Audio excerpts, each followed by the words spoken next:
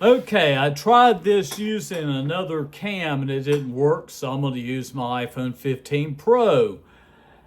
Okay, young lady said she cannot visit my profile, so I'll do a vlog.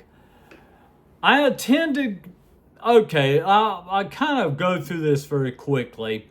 When I was very, very, very young, at age 3 to 4, I began to sing blues, old blues, African American blues, guys, because we had a maid that was an African American woman named Johnson, a very cool lady. That's the music I was hearing, was the blues. So obviously I started singing the blues. My dad was into classical. That's where I got some of my classical music thrown in at me. Um, I kind of started singing at the YMCA, the Young Men's Christian Association in the United States, in North Carolina, Charlotte, North Carolina. And I was a soprano. That's the first time I'd ever sang with other people. And I started to gain momentum, but at this time I was also playing the alto saxophone. My mother sent me to a military school, Hargrave Military Academy in Chatham, Virginia, which is gorgeous country in the right in the foothills of the Shenandoah Mountains. Gorgeous, beautiful. When you're coming out of Danville, coming out, going through Reidsville into Danville, Virginia, and you go over the hill and look at it, it is beautiful, just gorgeous, stunning beauty of nature. You can see the mountains. It's just unbelievable. I went there 5 years and I marched in the marching band playing my alto saxophone. And I went to parades everywhere, all over Virginia. I think we also did one in Tennessee. And I also sang in the choir, and I got some awards singing in the choir. And got a little medal. I had a medal, a chorus medal. It was pretty cool. And then I went to Wingate College, and at Wingate College, I started studying music. But I'll be honest with you, I was partying, drinking heavily, and smoking a lot of weed. I was very high all the time. That was my life. I kind of washed out of Wingate. But I was taken, this is where I was introduced to diaphragm. Das Phillips, a German guy. That's all he talked about was diaphragm. That's all he always said, your diaphragm. You need to develop your diaphragm. He would actually have me lay on my back while I'm singing to put his foot on my diaphragm. And he put pressure on it. He said, I want to feel that diaphragm get developed. That's all Das Philip did in vocal lessons, period.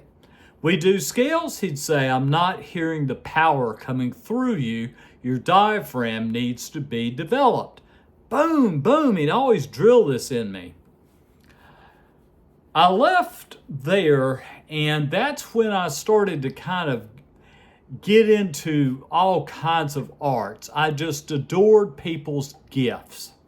I loved their gifts so much. I met a poet that I just adored her, and she wrote really cool stuff. And this was an artist house in Charlotte, and I remember I had to go over there to take a shower because my shower was messed up. When I walked in, it was unbelievable. You'd hear somebody playing the violin, another person be painting something, another person be basically working on a play that they're going to be in. People singing, people doing poetry. We had one guy that was doing clay. It was just unbelievable, the amount of artists. And I fell in love with a lot of ballet dancers. I adored ballet dancers. And that was just part of my life, was the arts in general, not just singing or playing the saxophone. And then I decided I wanted to be a disc jockey. I want to work in radio because I love bands, I love music. So I went to a broadcasting school and they told me how to project my voice. And that's the reason why I don't need a mic. I'll never need a mic. If you've got just the tiniest little pickup of a mic, you can hear me. So yeah, I mean, back during the older days, the days when I was younger, it was partying, raising hell, and having a good time. I've had the opportunity to be involved with one of the best blues bars in the southeast of the USA, called the Double Door Inn. And I got to see all kinds of great artists and great blues. I have worked with a couple of newer bands to help them to develop their sound, a better mix on the board. And really, and nobody else was there to help these guys.